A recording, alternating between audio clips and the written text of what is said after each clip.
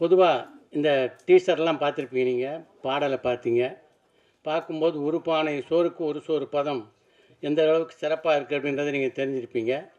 ஆனால் ஒரு பானையும் ருசிக்கக்கூடிய வாய்ப்பு சீமானுக்கும் எனக்கும் அன்பு நண்பர் சிநேகனுக்கும் கிடைச்சது நேற்று. ஒரு புதுமுக இயக்குனர் தன்னுடைய படைப்பில் இந்த அளவுக்கு ஒரு நேர்மையான படைப்பாக தன்னுடைய படைப்பு இருக்கணும் அப்படின்னு நினைக்கிறதே மிகப்பெரிய விஷயம். அந்த விஷயத்தில் சிவபிரகாஷ் இயக்குனர் அவர்களை நிச்சயமாக பாராட்டியே ஆக வேண்டும். அவர் இப்படியெல்லாம் சிந்தித்ததில் ஆச்சரியப்படுறதுக்கு ஒன்றும் இல்லை. ஏன்னா அவர் பாலுமகேந்திராவுடைய பட்டறையிலே தயாரானவர். அதை படம் பூரா பார்க்க முடியுது. இது ஒரு மிக சீரியஸான படம். அதனால் சிவபிரகாஷும் சீரியஸாக தான் இருப்பார் அப்படின்னு நினச்சேன் நான். ஆனால் அவர் ஒரு சின்ன குறும்புக்காரர் அப்படின்றது இந்த படத்துடைய டைட்டில் பார்க்கும்போது எனக்கு தெரியுது. தங்கர் பச்சானுடைய மகனான விஜித் பச்சானை கதாநாயகனாக அறிமுகம் செய்தவர் அவங்க அப்பாவுடைய குணத்தை படத்தினுடைய டைட்டிலாக வச்சுருக்கார். பேரன்பும் பெருங்கோபம் கொண்டவர் தான் தங்கர் பச்சான். அவரோடு நல்லா நெருங்கி பழகியவர்களுக்கு அது தெரியும். அவரை பொறுத்த வரைக்கும் அன்பு காட்டுறதுலையும் அவருக்கு நிகர் அவர் தான். கோபம்னாலும் இதே இந்த அரங்கிலேயே கூட பல முறை அவர் வெடித்து சிதறியதெல்லாம் நீங்கள் பார்த்துருப்பீங்க. அந்த மாதிரி கோபத்தை காட்டக்கூடிய ஒரு மனிதர் அவர். இந்த படம் ரொம்ப ஒரு வித்தியாசமான படைப்பாக வந்திருக்கிறது. சில சமயம் நாம் ஒரு கணக்கு போடுவோம், காலம் அந்த கணக்கை மாற்றும். ஆக்சுவலாக விஜித் பச்சானை தங்கர் பச்சான் தான் அறிமுகப்படுத்துவதாக இருந்தார் அவர் ஒரு படத்தில். ஆனால் காலம் அதை மாற்றி இந்த படத்திலே அவர் அறிமுகம் செய்ய வைத்திருக்கிறது. அதுவே விஜித் பச்சானுடைய முதல் வெற்றியாக நான் பார்க்கிறேன். ஒரு புதுமுக நடிகருக்கு இப்படிப்பட்ட ஒரு கதாபாத்திரத்தில் இருக்கக்கூடிய வாய்ப்பு அமையிறது இருக்குல்ல, அது ரொம்ப பெரிய விஷயம். அந்த வாய்ப்பை மிகச்சரியாக பயன்படுத்தி கொண்டிருக்கிறார் தங்கர் பச்சானுடைய அருந்தவ புதல்வர். ஏன்னா இது மாதிரி படத்தில் தான் முதல் படத்துக்கே ஒரு கடுமையான உழைப்பு தேவைப்பட்டது இந்த படத்தில். அதை முழுமையாக அவர் செலுத்தியிருக்காரு. அதே மாதிரி இந்த படத்தில் கதாநாயகன் நடித்த ஷாலியும் மிகச்சிறப்பாக நடிச்சிருக்காங்க. ஏன்னா இந்த புதுமுக நடிகளை பொறுத்த வரைக்கும் முக்கியமான விஷயம் என்னென்னா, இந்த கதாபாத்திரம் இருக்க அது உங்களை ஈர்க்க வேண்டும். அப்போ தான் இந்த புதுமுகங்கள் உங்களுடைய மனதிலே பதிவார்கள். இப்போ பாண்டியனை மண்வாசனை படத்தில் பாரதி ராஜா ஒப்பந்தம் செய்த போது நான் எந்த அளவு மிரண்டு போனேன் அப்படின்றத பற்றி இங்கே இருக்கிற பத்திரிகை நம்மளுக்குலாம் நல்லா தெரியும். ஏன்னா அதை பற்றி நான் பல முறை பேசியிருக்கேன். அதனால் திரும்ப அதை பேச விரும்பலை. ஏன்னா ஒரு வளையல் கடையில் இருந்த பையன் பாண்டியன் ஜடால் ஒரு முறை பார்க்குறாரு. பார்த்த உடனே இந்த பையனை கதாநாயகனாக போடுறேன்றார். அதுதான் என்னுடைய முதல் படம். யோசிச்சு பாருங்கள். தொடர்ந்து படங்கள்லாம் எடுக்கணுன்ற கனவெல்லாம் போயிடுமோ அப்படின்னு நினச்சேன் நான். ஆனால் அப்படிப்பட்ட பாண்டியன் அதற்கு பின்னாலே 85 படங்களிலே கதாநாயகன் நடித்தான் என்றால் அதற்கு முக்கியமான காரணம் அந்த படத்தில் பாண்டியன் ஏற்றிருந்த வீரண்ணன் என்ற கதாபாத்திரம். அந்த வீரன் அப்படியே ஜனங்க மத்தியில் போய் பளிச்சுன்னு ஒட்டிக்கிட்டார். அதன் காரணமாக தான் பாண்டியன் அந்த அளவுக்கு வெற்றி பெற முடிந்தது. அப்படிப்பட்ட ஒரு கதாபாத்திரத்தை இந்த படத்தில் விஜய் பச்சனுக்கு உருவாக்கி கொடுத்துருக்கிறார் இந்த படத்தின் இயக்குனர். அதுதான் முக்கியமான விஷயம். இது எல்லாத்துக்கும் மேலே இந்த படத்துக்கு யார் இருந்தால் சரியாக இருக்கும் அப்படின்ட்டு மிகச்சரியாக நல்ல நல்ல நடிகர்களை தேர்ந்தெடுத்து போட்டிருக்காரு. ஒரு பக்கம் மைன் கோபி, இன்னொரு பக்கம் அருள்தாஸ் என்று என்னுடைய நண்பர்கள் பல பேர் இந்த படத்தில் ரொம்ப சிறப்பாக செஞ்சுருக்காங்க. எல்லாவற்றுக்கும் மேலாக தன்னுடைய குருநாதரை போலவே இளையராஜாவை இந்த படத்துக்கு கொண்டு வந்தார் பாருங்கள். அது இன்னொரு புத்திசாலித்தனமான செய்கை. அவர் இளையராஜா ஒரு படத்துக்கு எப்படி உயிரூட்டுவார் அப்படின்றத காலமாக நம்ம எல்லோரும் பார்த்துட்ருக்கோம். அந்த பணியை இந்த படத்துலையும் செய்திருக்கிறார். நிஜமாக ஒரு நிறைவான படமாக வந்திருக்கு.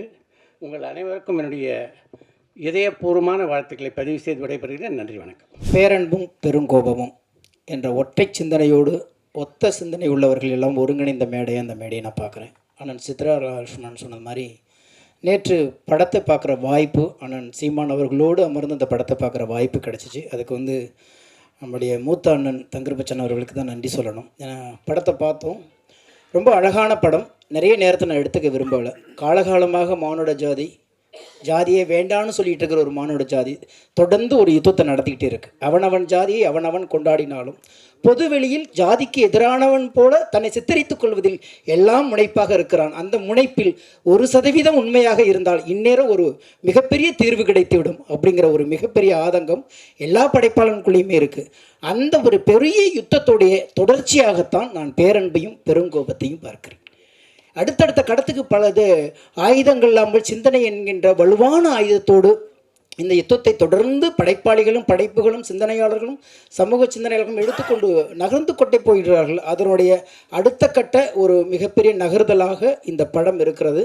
ஜாதிக்கு எதிரான படம்தான், ஆனால் அது எங்கே போய் முடியும் அப்படிங்கிறத காலப்போக்கில் இது ஒரு மிகப்பெரிய ஜன்னலையோ ஒரு பெரிய வாசலையோ திறந்திருக்கிறது என்ற நம்பிக்கை இருக்கிறது.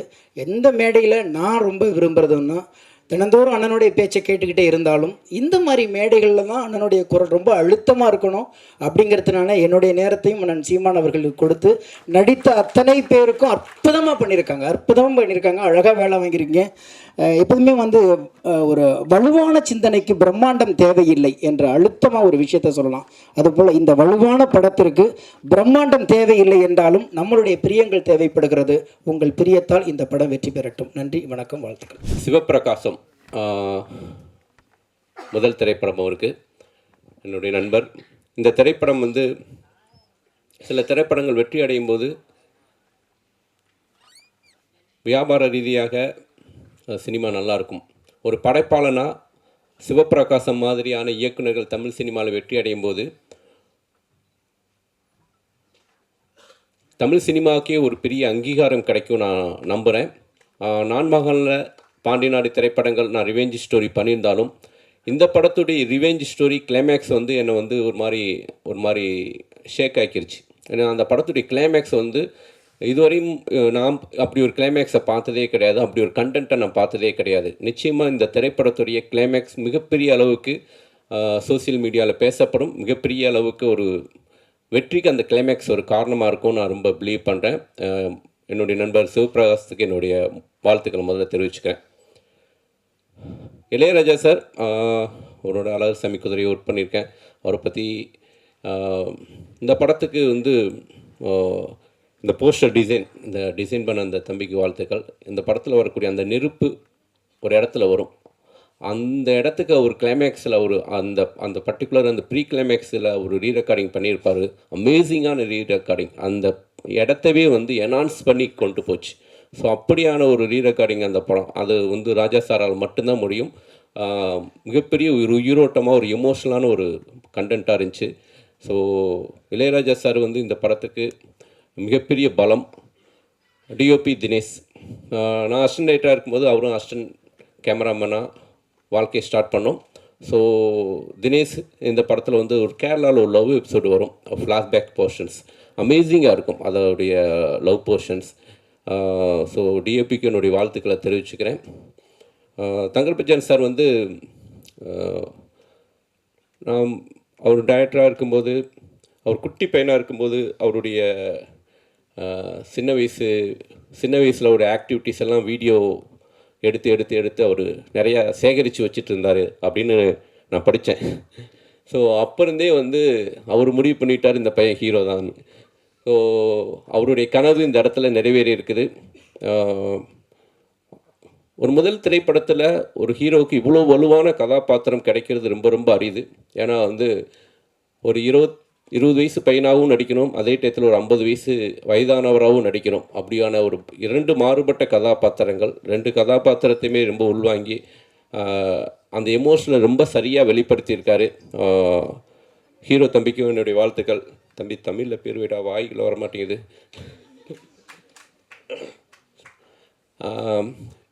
ஷாலி இந்த படம் பார்த்து முடிச்சோடனே நான் டைரக்டர்கிட்ட சொன்னேன், இந்த பொண்ணு யார், மலையாளியா அப்படின்னு கேட்டேன். இல்லை சார், தமிழ் பொண்ணு தான் அப்படின்னாங்க. ஸோ என்னுடைய ஒரு படத்துக்காக ஷாலியை நான் மீட் பண்ணி பேசினேன். இப்போ இந்த படத்தில் இன்னொரு கேரக்டர் பண்ணேன். என்னுடைய 2K லவ் ஸ்டோரி திரைப்படத்தில் இங்கே அவங்க ஹரிதாக்கானா, ஓகே, ஹரிதா என்னுடைய திரைப்படத்தில் நடிக்க வச்சேன். ஸோ இந்த படத்துடைய மெயினாக இந்த படம் என்ன அப்படின்னா, இந்த படத்துடைய கிளைமேக்ஸ் தான் இந்த படத்தை வேறொரு திரைப்படமாக மாற்றுது. அதனால் இந்த திரைப்படம் நிச்சயமாக மக்களுக்கு ஒரு புது விதமான உணர்வை கிடைக்கும். இந்த திரைப்படத்தின் மூலம் தமிழ் சினிமாவுக்கு ஒரு நல்ல ஹீரோ கிடைச்சிருக்காரு. கண்டிப்பாக ஒரு பேஷனான ஒரு ஹீரோவாக தமிழ் சினிமாவில், ஏன்னா ஒரு இயக்குனருடைய பையன் ஒரு இயக்குனருடைய வழியை புரிஞ்சுக்கிட்டு அவருக்கு சப்போர்ட் பண்ணியிருக்காரு. நிச்சயம் இந்த திரைப்படம் மிகப்பெரிய வெற்றி அடையும். இந்த திரைப்படத்தை வாங்கி ரிலீஸ் பண்ணக்கூடிய சார் உங்களுக்கும் என்னுடைய வாழ்த்துக்கள் sir. Thank you so much. Vijith Bachchan நான் ரொம்ப சின்ன பையனாக பார்த்துருக்கேன். அவனோட தம்பியை தான் தம்பியும் அண்ணனும் 2 பேரும் குட்டி குட்டி குழந்தைங்களா பார்த்து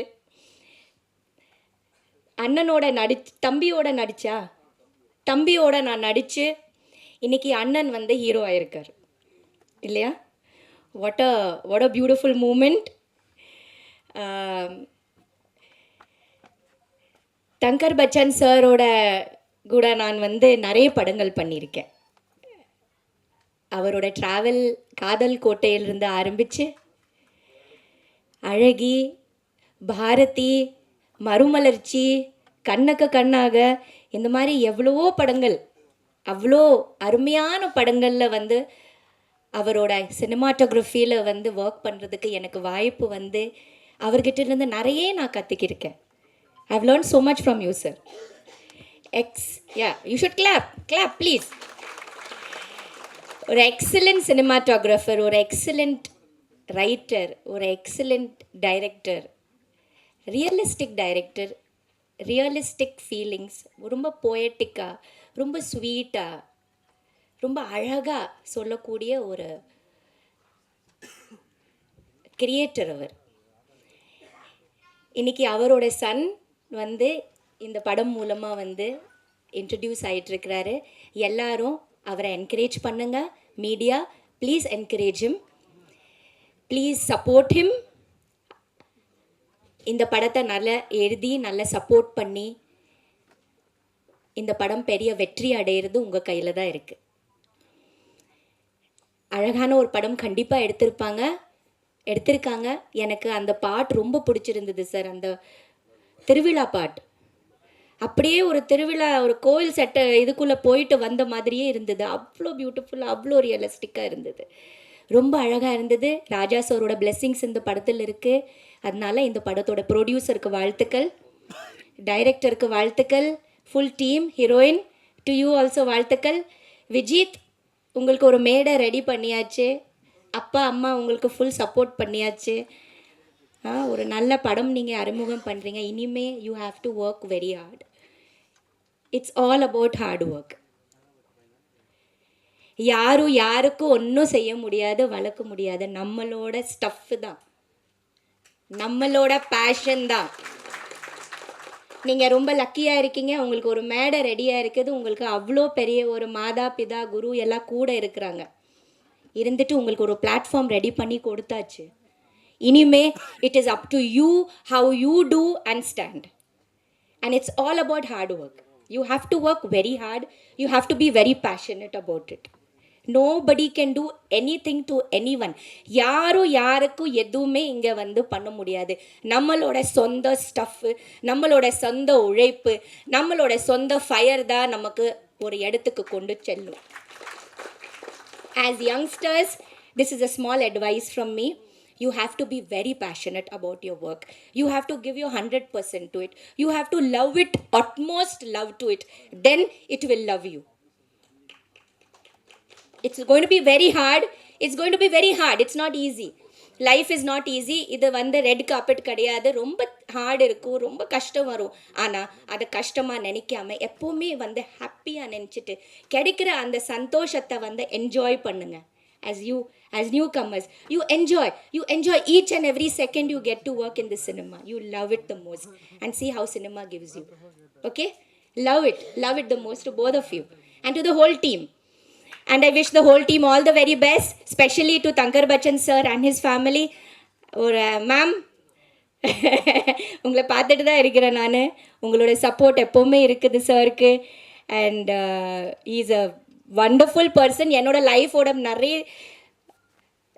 என்ன சொல்கிறது, காதல் கோட்டையிலே எனக்கு அவ்வளோ அழகாக காமிச்சு, மறுமலர்ச்சி, பாரதி படம் நான் பண்ணதே சார்னால் தான்.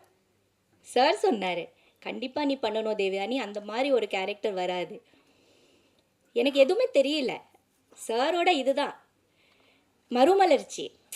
இந்த மாதிரி அற்புதமான ஒரு கேரக்டர்ஸ் கொடுத்த படங்கள் கூட சார் கூட ஒர்க் பண்ணுறதுக்கு வாய்ப்பு இருந்தது. So thank you sir, thank you so much. I have learn so much for you. So wishing the whole team all the very best. Vijith, you make it big. Okay, நல்லா பண்ண. அரவிந்துக்கும் கேட்டுன்னு சொல்லு. அழகில இவனோட தம்பியா அண்ணனா எனக்கு எப்போவுமே கன்ஃபியூஷன். ஓ தம்பி கூட தான் நடித்தேன். வந்திருக்கானா? எங்கே வாங்க, எங்கே வாங்க. நியாயமா நீங்கள் தான், நான் நினச்சேன் நீங்கள் தானே. பார்த்தா உல்டாவாக மாறிடுச்சு. ஸோ நீங்கள் தானே அந்த பாலு? இவ்வளோ தூரத்தில் இருந்து பாலு பார்த்தா எப்படி இருக்கும்? Balu please come here. Let me see the big Balu now.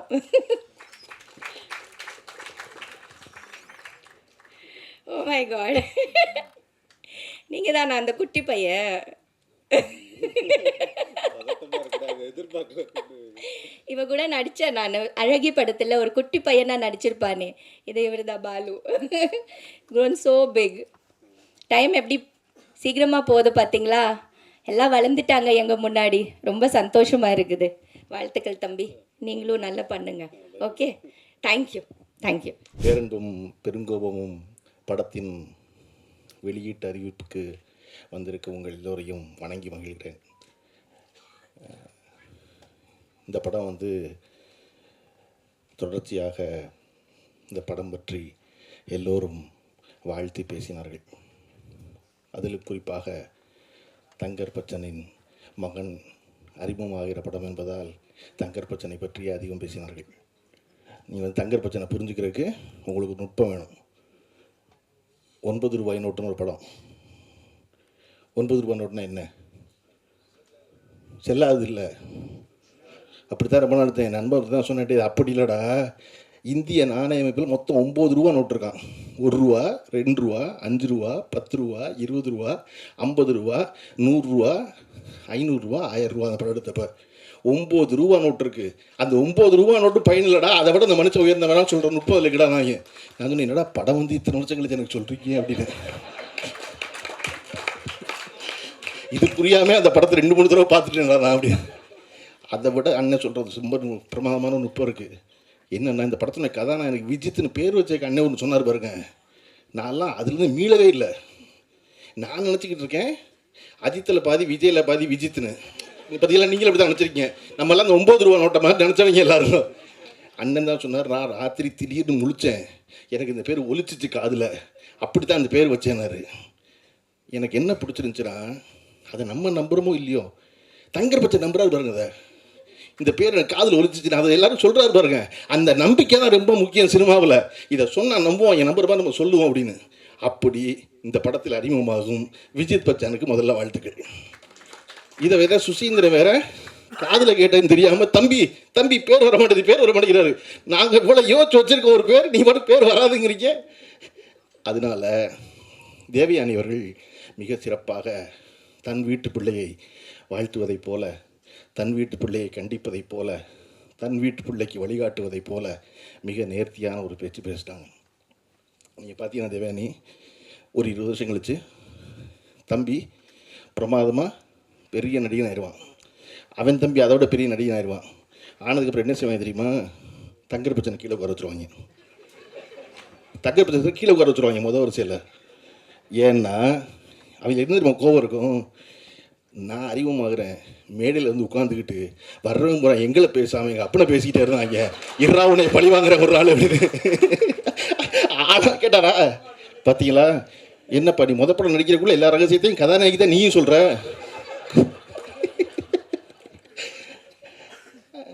இந்த படத்தினுடைய இயக்குனர் சிவபிரகாஷ் அவர்கள் என் அலுவலகத்தில் நான் இருந்த நாட்களை விட அதிக நாட்கள் இருந்தவர். நான் போகிறனோ இல்லையே என் அலுவலகத்தில் இருப்பார். அது வந்து அவர் வந்து ஒரு நுட்பமான ஒரு அரசியல் தேர்ந்தவர். நீங்கள் அரசியல்லாம் உன்னை கட்சியில் நினச்சக்கூடாது. தினசரி வாழ்க்கைக்கு ஒரு அரசியல் தேவைப்படுது இல்லையா? அந்த அரசியலை வந்து முழு முதலாக படித்தவர் வந்து சிவபிரகாஷ். அவருக்கு வந்து என்ன எந்த காரியம் எப்படி செய்யணும்னு தெரியணும். அடிப்படை அரசியல் முதல்ல அதுதானே. இதனால் இவன் முடிக்குங்கிறத தெரிஞ்சுக்கிறது தான் முதல் அரசியல். அதை ரொம்ப நேர்த்தியாக தெரிஞ்சவர் சிவபிரகாஷ். நம்ம பேசிகிட்டு இருக்கும்போது யாருப்பா அங்கே ஏசி போடுங்க நாங்கள்ல, சீமான் கிட்ட என்கிட்ட என்ன சொல்கிறாங்க, போடவே மாட்டாங்க. நான் போடவே மாட்டாங்க. சுரேஷ் ஏசியை போடுனா தான் சுரேஷை திருப்பி கூப்பிட்டு கேட்க முடியும், என்னடா ஏசின்னு. நீங்கள் பொதுவாக யாருப்பா அங்கே சாம்பார் கொண்டு வானா சாம்பார் கடைசி வரை 10க்கு வரவே வராது. அந்த மாதிரி நம்ம ஆள் குறிப்பிட்டு சொல்லணும். அப்படி சிவபிரகாஷ் குறிப்பிட்டு சொல்கிறவர் தன்னுடைய முதல் படத்தை இவ்வளவு ஒரு அடர்த்தியான படமாக எடுத்திருப்பதாக பார்த்த எல்லோரும் சொன்னார்கள். ஏன்னா நான் பார்த்துடக்கூடாதுன்னு ரொம்ப கவனமாக இருந்தார் சிவபிரகாஷ். வேறு காரை சொல்லி எனக்கு இன்னைக்கு வரையும் படம் காட்டல. அவர் கேட்டார், என்ன உங்களுக்கு மட்டும் காட்டல? இல்லை என்ன காட்டல, என்ன தெரியல. நல்லது தான், நான் என் இயக்குனருக்கு படம் காட்டல. எழில் சார் துல்லாமுத்தூர் படம் எடுத்தும்போது இயக்குனருக்கு படம் காட்டல, அவருடைய இயக்குனருக்கு. நான் பார்த்திபன் சாருக்கு படமே காட்டல, ஒரு ஃப்ரேம் கூட காட்டல. எனக்கு என்னென்னா பார்த்துக்கிட்ட தேட்டரில் வந்து அப்படின்னு தியேட்டரில் அந்த படம் பார்த்து வெற்றிகரமாக ஓடிய பொழுது என்னை விடவும் அதிகம் மகிழ்ந்தது திரு பார்த்திபன் அவர்கள் தான். அதை போல் இந்த படம் பெறும் வெற்றிக்கு சிவபிரகாஷோட அதிகம் நான் மகிழ்வேன். இன்னொரு முக்கியமான விஷயம், தொடர்ச்சியாக மேடையில் பேசிய எல்லோரும் இந்த படத்துக்கு தொடர்பில்லாத செய்திகளை சொல்லிகிட்டே இருந்தாங்க. அது பொதுவான சினிமா செய்திகளாக இருந்தால் கூட அப்படி பேச வேண்டாம்னு நினைப்பேன். நான் சொல்கிறதுக்கு இன்னொரு இடம் இருக்குது, வேறு இடத்துல சொல்லிக்கலாம் போய் அப்படின்னு. இது பேரன்பும் பெருங்கோவங்கிற ஒரு படம். அந்த படம் வெற்றி வரணும்னு விரும்புகிற வாழ்த்துற எல்லோரும் கூடியிருக்கோம். ஆனால் அப்படி சூழலில் உதயகுமார் அவர்கள் போல், இசைசி அவர்கள் போல் படம் ஓட மாட்டேங்குது சொல்லாது. படம் ஓடும். எப்படி படத்தை ஓட வைக்கிறேன்னு தெரியல, நல்ல படம் எடுத்தால் ஓடும், அவ்வளோதான். அது ரொம்ப சிம்பிள். ஏன் படத்தை ஓட்ட வைக்க முயற்சி பண்ணுறீங்க? ஓட்ட வைக்க முயற்சி பண்ணாதீங்க. படத்தை நல்ல படம் தான் ஓடும். அப்படி தான் ஓடி இருக்குல்ல படம், இல்லையா? இல்லைங்க உங்களுக்கு தெரியலைங்க அப்படின்னா குறைஞ்சபட்சம் இந்த திரைத்துறையில் இருக்க பிரச்சனைகளை வந்து அரங்கத்தில் பேசாதீங்க, அறையில் பேசுங்க. இங்கே ஒரு 40 சேனல் உட்காந்துக்கிட்டு திரும்ப ஒளிபரப்பிக்கிட்டே இருக்காங்க. சினிமா மோசமாக இருக்குது அப்படின்னு. அதுக்கு 2 பேர் அவர் உட்காந்துக்கிட்டு ஆரம்பிக்கும் போதே அந்த படம் எத்தனை கோடி நஷ்டம் தெரியுமா ஆரம்பிக்கிறான். நான் சொல்கிறேங்க, திருக்குறளில் உள்ளியது எய்தல் எளிதும்பர் வள்ளுவர். நீ மனசில் நினைக்கிறீங்களா? அதை எய்தது எளிது, உள்ளியது எய்தல் எளிது, மண் மற்றுந்தன் உள்ளியது உள்ள பெரின். முதல்ல நீ நம்பணும், நீ நினைக்கணும் ஆகும்னு. சதா சர்வகாலம் நினச்சிக்கிட்டு இருந்தேன்னா அது நடக்கும். நீங்கள் எப்போ பார்த்தாலும் 200 பேரை கூட்டி சினிமா ரொம்ப மோசமாக இருக்குது, யாருமே பிழைக்கலை, நாங்கள்லாம் ரொம்ப கஷ்டப்படுறோம், நாங்கள்லாம் சினிமாவை காப்பாற்ற போராடுறோம். தயவு செஞ்சு போராடாதீங்க, சினிமா காப்பாற்ற எல்லாரையும். சினிமாவை யாருமே காப்பாற்றவே முடியாது. இங்கே எந்த சீனுமே புது சீன் இல்லை, எல்லாமே பழைய சீனு. கதை இல்லாமல் கதை கேட்குறாங்க, கதை இல்லாமல் கேட்குறாங்க. ஆர்வி உதயகுமார் ரஜினிகாந்த் எப்படி கதை கேட்டார்? எப்படி எஜமான் படம் நடந்துச்சு? சின்ன கவுண்டர் வெற்றி பெற்றுச்சு, அதனால கூட்டம் நடந்துச்சு. ஆர்வி உதயகுமார் மிகச்சிறந்த கதையை வச்சிருக்காருன்னு கூப்பிட்டார் ரஜினிகாந்த். ஆர்வி உதயகுமார் மிகப்பெரிய வெற்றியில் இருந்தார், கூப்பிட்டாரு. அந்த இடத்துல நல்ல கதை பண்ணார். அதனால இது எல்லாமே எப்பொழுதும் திரையுலகம் என்பது வியாபாரம் சார்ந்தது, இல்லையா? உலகமே வியாபாரம் சார்ந்தது. இந்த உலகத்துக்கு யார் வேணும்? வெற்றி பெற்றவர்கள் வேணும், இல்லையா? திரும்ப இன்னைக்கு ஏன் தங்கர் பச்சன் அவர்களை குறிப்பிட்டுட்டே இருக்காங்க மேடையில் இருக்க எல்லாரும்? அவர் வெற்றி பெற்றவர். ஏன் தேவையானவர்கள் நன்றியோடு சொல்கிறாங்க? ஏன் சொல்கிறாங்க அப்படின்னா, எனக்கு எதுவும் தெரியாது, அவர் சொன்னார் பாரதி நடிக்க சொல்லி, அவர் சொன்னார் மறுமலர்ச்சி நடிக்க சொல்லி நான் போனேன்னு. அப்போ விஜித் பச்சனுக்கு இந்த மேடையுடைய டேக்கவே என்ன தெரியுமா? செய்தி என்ன தெரியுமா? இயக்குனர் ஒளிப்பதிவார் சொல்கிறத கேட்டிங்கன்னா நீங்கள் வெற்றி படத்தில் இருப்பீங்க. உங்களுக்கு தெரியாது, அது அவர்களுக்கு தெரியாது, அவங்க செய்வாங்க அந்த வேலையை. அப்போ இங்கே வெற்றி பெறுவதற்கு மிகச்சிறந்த படங்களையும் மிகச்சிறந்த மனிதர்களையும் உடன் வைத்துக் கொள்வதுதான் முக்கியம். சிவபிரகாஷ் அவர்களுக்கு முதல் படத்திலேயே அந்த வாய்ப்பு அமைந்திருக்கிறது. அவர் வெற்றி பெறுவது முக்கியம். அதை விட ஒரு முக்கிய செய்தி, பொதுவாக இன்று சினிமாவில் என்ன செய்வது கேட்குறீங்க? சினிமாவில் ஒரு பெரிய ஒரு விஷயம் நடந்துகிட்டே இருக்குது. என்ன அப்படின்னா, ஒரு படத்தினுடைய படப்பிடிப்பு முடிந்த பிறகு அந்த படத்தினுடைய உதவி இயக்குனர்கள் அந்த படத்தை விட்டு வெளியே அனுப்பப்படுறாங்க. படம் ரிலீஸ் ஆக போகும்போது அந்த படத்தினுடைய உதவி இயக்குனர்கள் யாருமே இருக்கிறதில்ல. என்னுடைய இயக்குனர் அவருடைய படத்தில் எனக்கு பேர் போடும்போது உதவிய இயக்குனர்னு போட்டார் பார்த்திபன். டைரக்டர் தான், இந்த படத்தில் அசிஸ்டண்ட்டாக வேலை செய்கிறான், அவ்வளோதான். உதவி இயக்குனர்னு பேர் போட்டார். அதை போல் ஒரு படத்தில் வேலை செய்யும்போது இன்றைக்கு இருக்க சூழலில் படம் முடிஞ்ச உடனே படம் வெளியாகிறது இல்லை, தாமதமாகுது.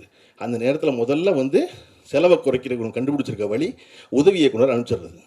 சிவபிரகாஷ் இந்த ஒரு வாரம் இந்த படத்தினுடைய இந்த முன்வெளியிட்டு ஆரம்பிக்கும் போது சகல வேலையும் ஒரு தனி மனிதனாக பார்க்க வேண்டிய கட்டாயம் இருந்ததுக்கான காரணம், இந்த படத்துடைய பட்ஜெட்டில் முதல்ல பண்ணுற ரெஸ்ட்ரிக்ஷன் என்ன அப்படின்னா அசிஸ்டன்ட் வீட்டுக்கு அனுப்பிச்சது. இது நீங்கள் எல்லா படத்திலும் நடக்குது. நான் உங்களுக்கு சொல்கிறேன் கேளுங்க, ஒரு படத்தை வெற்றி பெறும்னு அந்த இயக்குனரை விடவும் ஆழமாக நம்புகிறவன் அந்த படத்தில் உதவி இயக்குனர் தான். இயக்குனர் எல்லா புகழையும் அடைவார், படம் வெற்றி பெற்றார். உதவி இயக்குனர் அடைவதில்லை. ஆனால் அவன் என்ன நம்புகிறான் அப்படின்னா, இயக்குனர் வெற்றி பெறுவதன் மூலமாக நாமும் வெற்றி பெறுவோம்னு நம்புகிறாங்க. அவனை வச்சுக்கிறதுனால ஒன்றும் இந்த தமிழ் சினிமா நட்டப்பட்டுறது. நீங்கள் கியூபு கட்டுற காசு 5000 கட்டுறாரு ஆந்திராவில், 12000 கட்டுறாருங்கெல்லாம் அப்புறம் அறைக்குள்ளே பேசுவோம். அது இங்கே தீர்வு கிடையாது யார்ட்டையும், அது அறைக்குள்ளே பேச வேண்டியது. ஆனால் உதவி இயக்குனர்களை இப்படி நடத்துகிறாங்கிறது அரங்கத்தில் பேச வேண்டியது. அது ரொம்ப முக்கியம். அதை போல் இந்த படம் மட்டுமல்லாது எல்லா படத்திலும் தொடர்ந்து மிகச்சிறந்த இயக்குனர்கள் வர வேண்டும். வருவதற்கு சினிமா எல்லா வாய்ப்பையும் எல்லா கதவையும் எப்பொழுதும் திறந்து வைத்திருக்கிறது. சிவபிரகாஷுக்கு திறந்து வைத்திருப்பதை போல் இந்த படம் ஆரம்பித்தது ஒரு ப்ரொடியூசர், அதுக்கப்புறம் நடத்துனது ப்ரொடியூசர், அதுக்கப்புறம் நீ படத்தை வெளியிட்டு வந்திருக்கிறது 3வது ப்ரொடியூசர். ஏன்னா அந்த படம் தனக்குரியவர்களை தேர்ந்தெடுத்து வெளியே வந்து சேர்கிறது இல்லையா? அப்போ இதை போல அனைத்து படைப்புகளும் பெரும் படைப்புகளாக வரட்டும். எல்லா படைப்பிலும் பேரன்பும் பெருங்கோபமும் நிறைந்திருக்கட்டும். குழுவினருக்கு வாழ்த்துக்கள். நன்றி.